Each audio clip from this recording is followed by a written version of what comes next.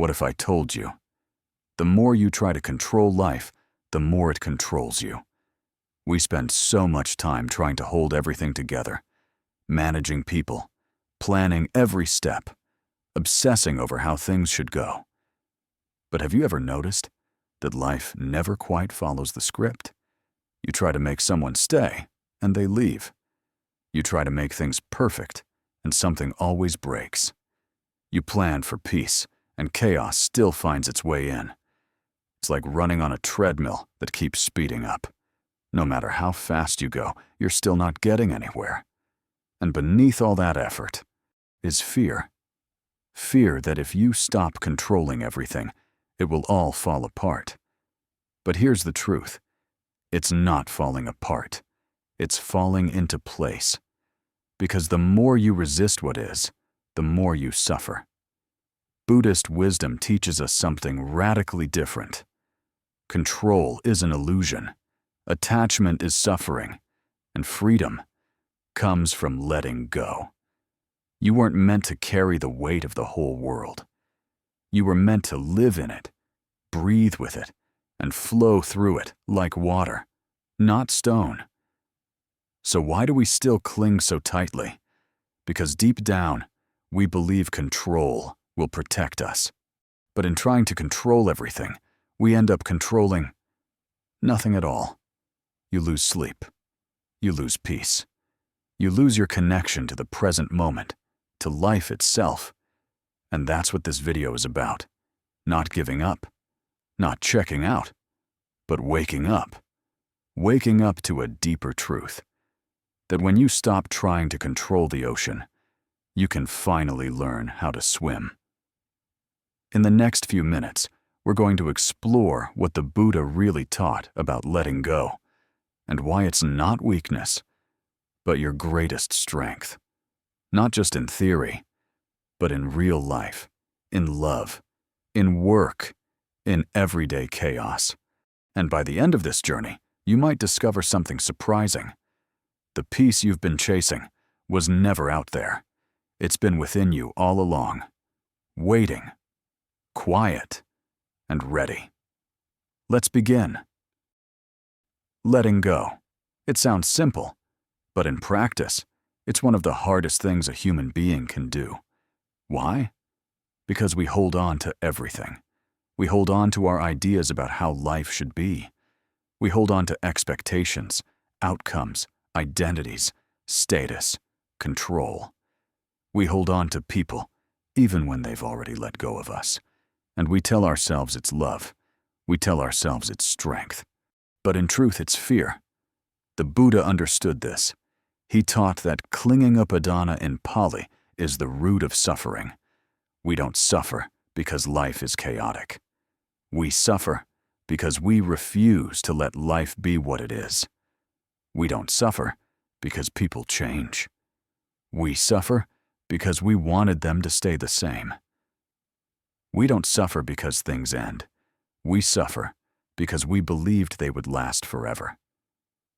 But the Buddha didn't just name the problem, he showed the way out. So what is letting go, in the Buddhist sense? It's not apathy, it's not weakness, and it's definitely not running away from life. Letting go is releasing attachment to outcomes. It's accepting impermanence as truth, not tragedy. It's meeting each moment without grasping, without pushing, and most importantly, without fear. Think of it like this. You're sitting beside a river. Leaves float by on the surface, some beautiful, some ugly.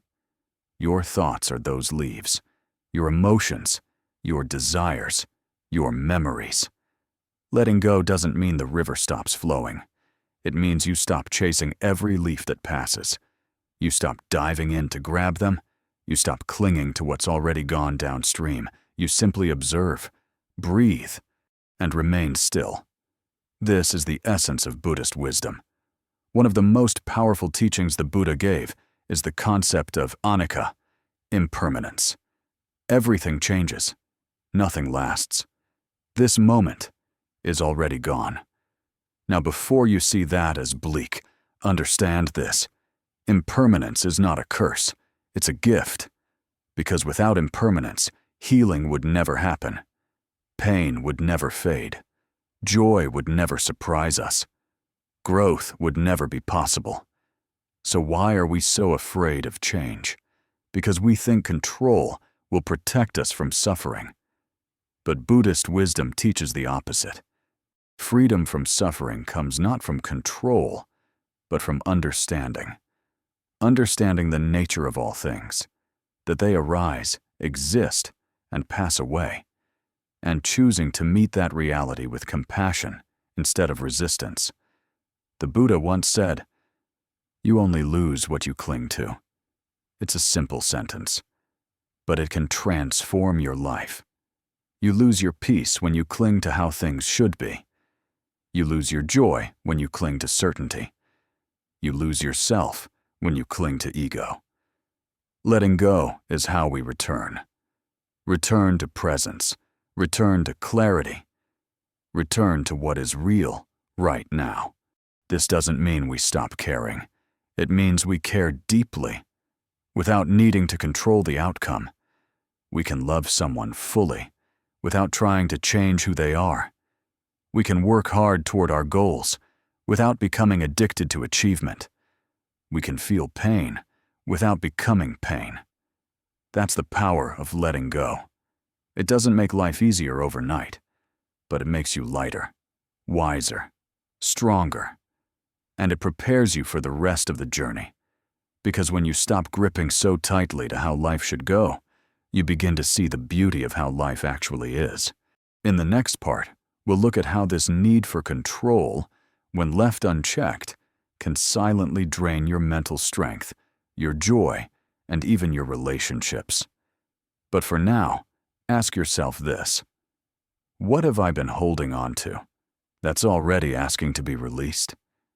You don't have to answer right away. Just sit with the question. Sometimes, the release begins the moment you're willing to ask. Let's keep going. We live in a world that worships control. Control your future. Control your brand. Control your emotions, your image, your destiny. It sounds empowering, but the more you try to control everything, the more it starts to control you. It's a trap, but one that's disguised as strength. The truth is, trying to control life is like trying to hold sand in a clenched fist. The harder you grip, the more you lose. We don't realize it, but control becomes an invisible cage, a mental prison we lock ourselves into. We think we're being responsible. We think we're protecting ourselves. But what we're really doing is exhausting our minds and weakening our spirit. Here's how the trap works. At first it feels good. You plan everything. You organize your life down to the minute. You micromanage your team, your kids, your partner, even your own feelings. And when things go your way, it feels like success, like you're in charge, like you've won. But slowly, the cracks begin to show, because life doesn't follow instructions. People disappoint you. Plans fall apart. Unexpected problems show up without asking for permission. And the more life resists your control, the more you tighten your grip. But here's the paradox. The tighter you hold, the more fragile you become. Think about it. When you need things to go exactly a certain way in order to be okay, your peace becomes conditional. Your strength becomes brittle. Your joy becomes outsourced to something you can't control. That's not power.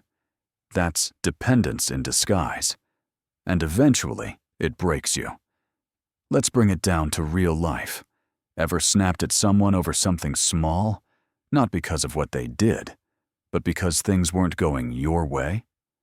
Ever lost sleep, replaying conversations, trying to rewrite the past or control the future?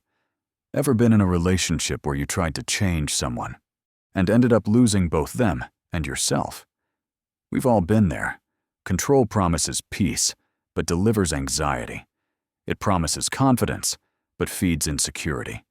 It promises safety, but breeds fear. Why? Because control is rooted in the belief that I am not okay unless they behave a certain way, unless the outcome matches my vision, unless the world bends to my will. It's endless, it's exhausting, and it's deeply, deeply fragile. Buddhism teaches that this need for control is actually rooted in ego, in the illusion of separateness. When we believe we're separate from everything and everyone, we feel the need to manage, predict, and manipulate life to feel safe. But the more we do that, the more disconnected we become from others, from reality, from ourselves. Letting go isn't about weakness. It's about returning to reality. It's about choosing flow over force, presence over perfection, wisdom over worry. There's a powerful teaching in Zen: let go or be dragged. And that's exactly what control does when it turns into obsession. It drags you. You lose your inner calm. You lose your ability to adapt. You lose your joy in the present moment because you're too busy trying to fix the next one. But here's the good news. You can step out of the trap, and it doesn't require you to become passive or careless. It requires you to become conscious, to recognize when your mind is grasping, to breathe, to observe the urge to control without obeying it, to ask, what am I really afraid of here? And then respond with wisdom, not fear. In the next part, we'll explore how true strength isn't found in control, but in surrender. Not in giving up, but in showing up without needing to manage every detail. Because sometimes, the most powerful thing you can do is soften your grip. Let life move. Let people grow. Let yourself be free from the burden of holding it all together. That's not weakness. That's mastery. What if strength isn't about how tightly you can hold on, but about how gracefully you can let go? We're taught that strength means pushing harder, enduring more, controlling outcomes, and never backing down. But that version of strength often leaves us burned out, bitter, and alone. There's another kind of strength, one that isn't loud, aggressive, or rigid. It's the quiet, grounded strength of someone who knows when to flow with life instead of fighting against it. That is the strength Buddhism teaches. In Buddhist philosophy, there's no battle to win. There's no enemy to conquer. The only thing we need to overcome is our own resistance to what is. The Buddha didn't teach us to dominate life. He taught us to understand it. And once we understand, we stop resisting, and we start flowing. To surrender doesn't mean you give up. It means you wake up. You stop clinging to what you can't control, and you open your heart to what is. You begin to trust something deeper than your plans. You trust life itself. Because life is not against you. It's just bigger than you. It's bigger than your plans, your timeline, your expectations. And it's moving. Constantly. When you surrender to that movement, you begin to move with it. That's flow. In Taoist thought, deeply connected to Zen Buddhism, there's a concept called Wu Wei. It means effortless action, or non-forcing.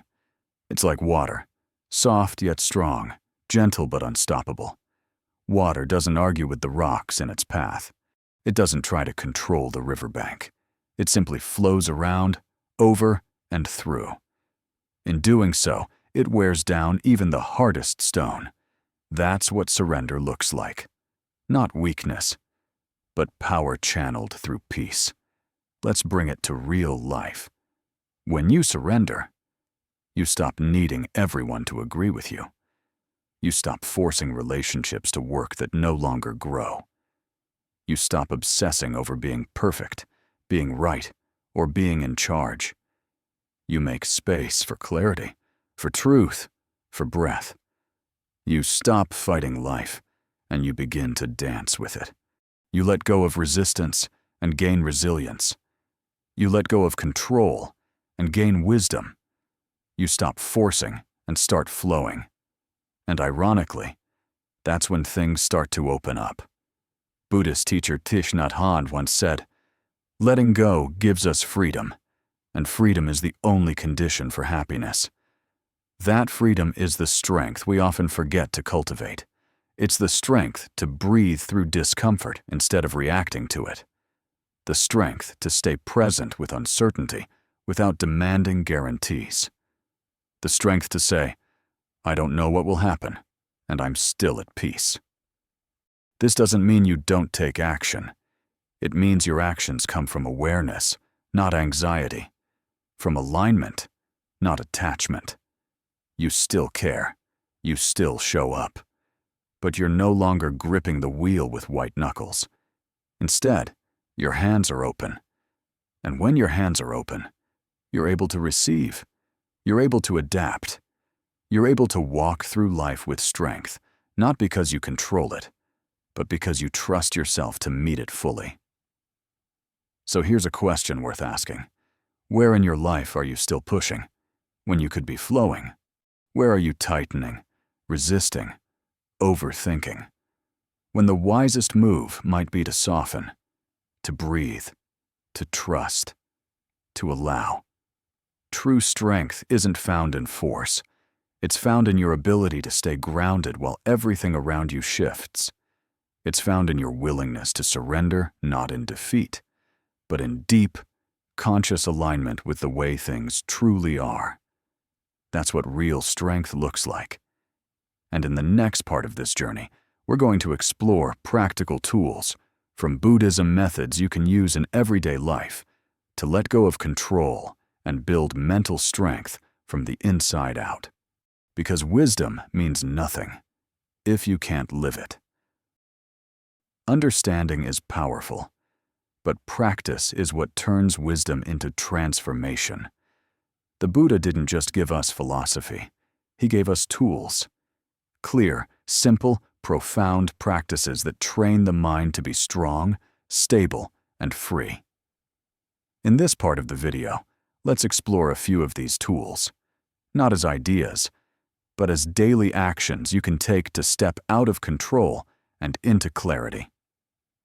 Let's begin with one of the most essential. 1. Mindfulness meditation, vipassana. At its heart, mindfulness means this: being here, now, without judgment. It sounds simple. But in a world constantly trying to pull you away from the present moment, it's radical. When you sit and observe your breath, your thoughts, your sensations, without trying to fix or change them, you are breaking the habit of control. You're not trying to stop your thoughts.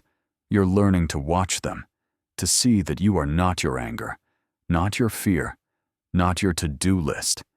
You are the observer. The sky, not the weather. And over time, this trains your mind to respond, not react. Try this. Every morning, before checking your phone, sit for 5 minutes. Just breathe. Notice the inhale. Notice the exhale. Let thoughts rise and fall like waves. Do nothing but be. That's mindfulness. That's mental strength in action. 2. Impermanence. Contemplation, anicca. Everything changes. Nothing lasts. And strangely, this truth sets us free. The practice of contemplating impermanence helps you stop clinging to what will eventually change anyway. When you feel overwhelmed, ask yourself, will this still matter a year from now? Is this moment permanent or passing? The Buddha taught, whatever is subject to arising is subject to ceasing. That includes your stress, your fears, your mistakes, your victories. Remembering impermanence doesn't make life meaningless. It makes it precious. It makes this moment matter more, not less. 3. The practice of non-attachment, alobha. Non-attachment isn't about giving up pleasure or avoiding people. It's about loving without clinging, doing without obsessing, being present without needing control.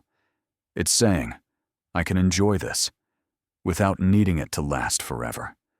I can love you without needing you to complete me. I can try without needing everything to go my way. This kind of freedom doesn't come from having more, but from needing less. Here's a practice. Pick one thing today you usually grip tightly: an opinion, a routine, a relationship, a result. And practice letting go just a little. Notice how it feels to soften, even if just 5%. That's not attachment. That's strength. 4. Right view, samadhi. Your perspective shapes your reality. The Buddhist path begins with right view, seeing clearly. When your mind believes, I must control to be safe. If things don't go my way, something is wrong. People must act how I expect. You suffer. Right view reminds you, life doesn't owe you comfort. Other people aren't here to meet your scripts. Control is not peace. Peace comes from seeing things as they are and aligning with that truth. Challenge your beliefs. Ask yourself, is this thought leading me toward peace or fear? Is it true or just familiar? Right view gives you mental strength by helping you let go of illusions. 5. Loving kindness, metta bhavana. Real strength isn't cold. It's deeply compassionate. Metta, the practice of loving kindness, is about training the heart to remain soft in a world that can be harsh. You repeat phrases like, may I be well, may I be peaceful, may others be safe, may all beings be free from suffering. You do this even toward those who've hurt you, even toward yourself.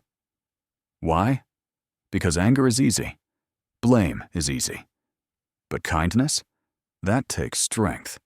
And when your heart is filled with goodwill, your mind doesn't need to control everything.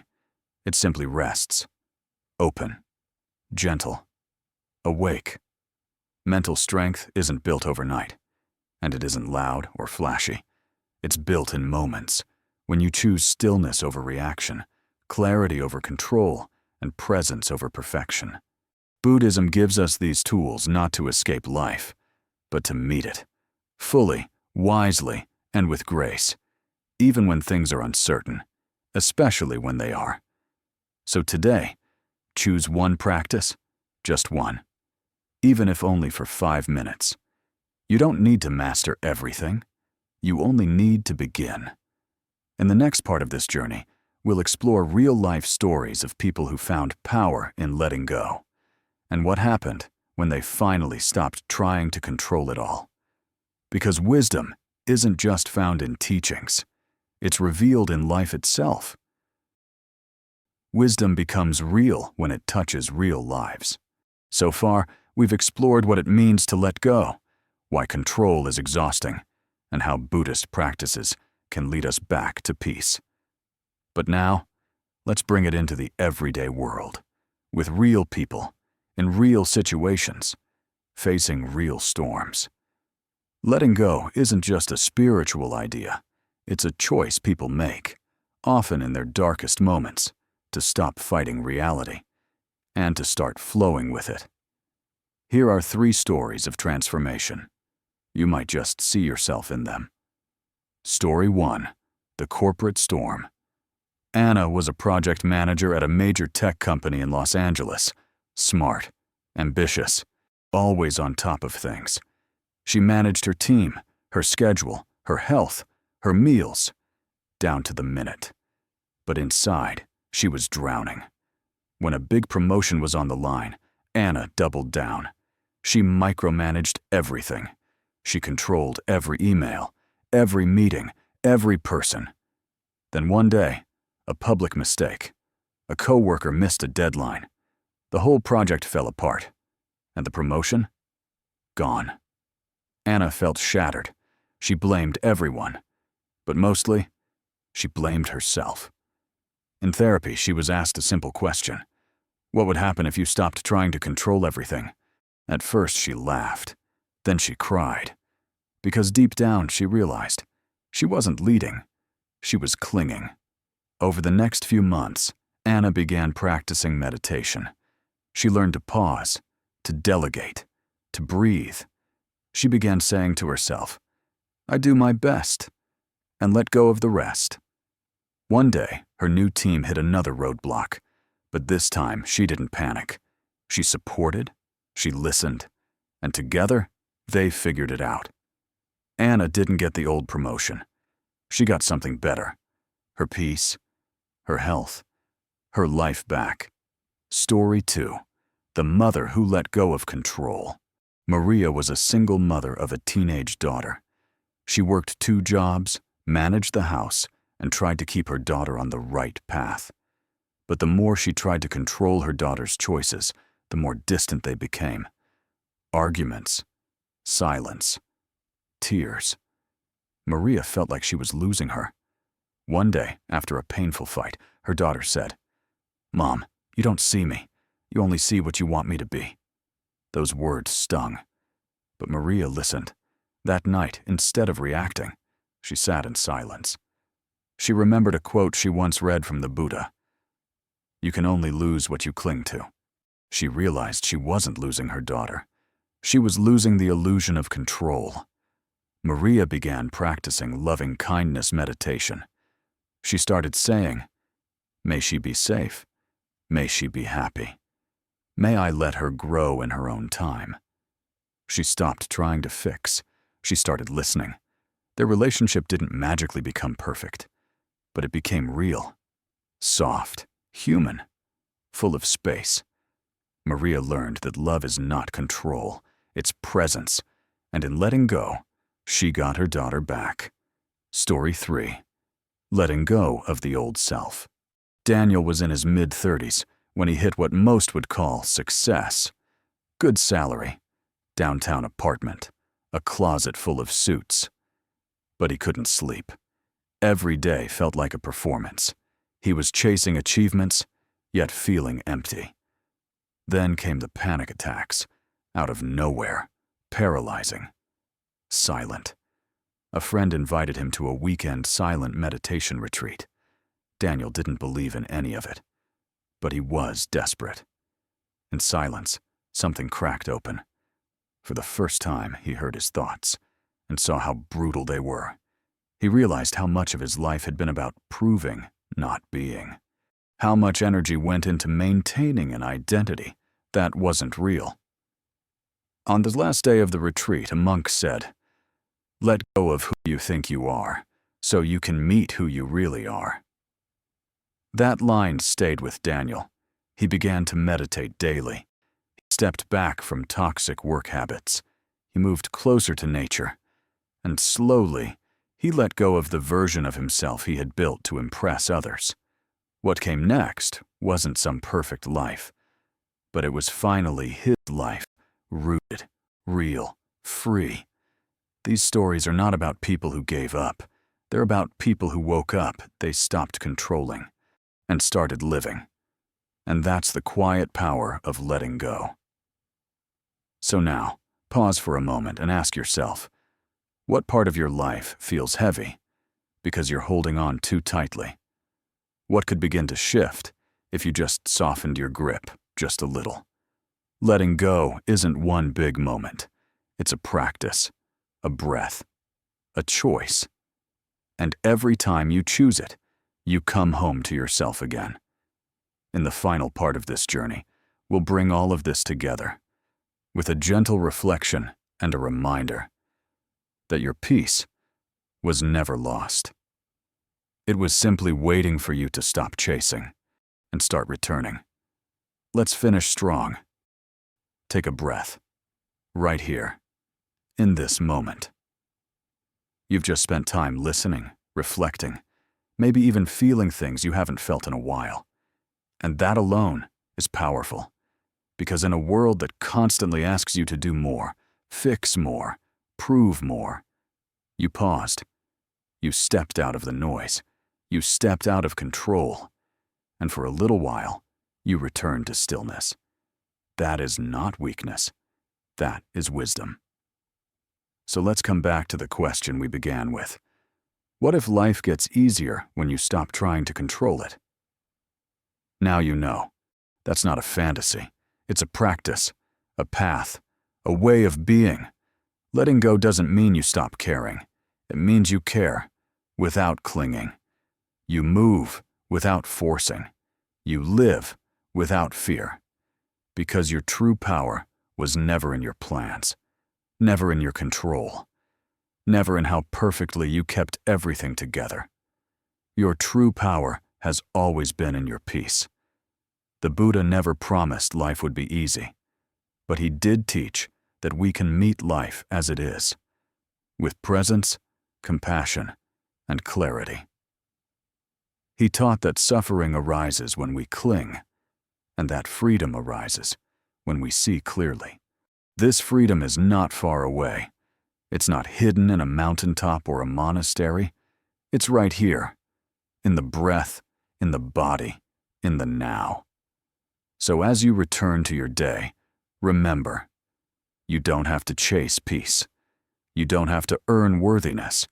You don't have to fix everything to feel okay. You only have to return to this breath, to this moment, to this deeper part of you that was never lost, just quiet.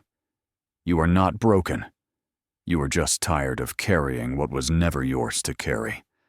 Let it go, and watch what flows in to take its place.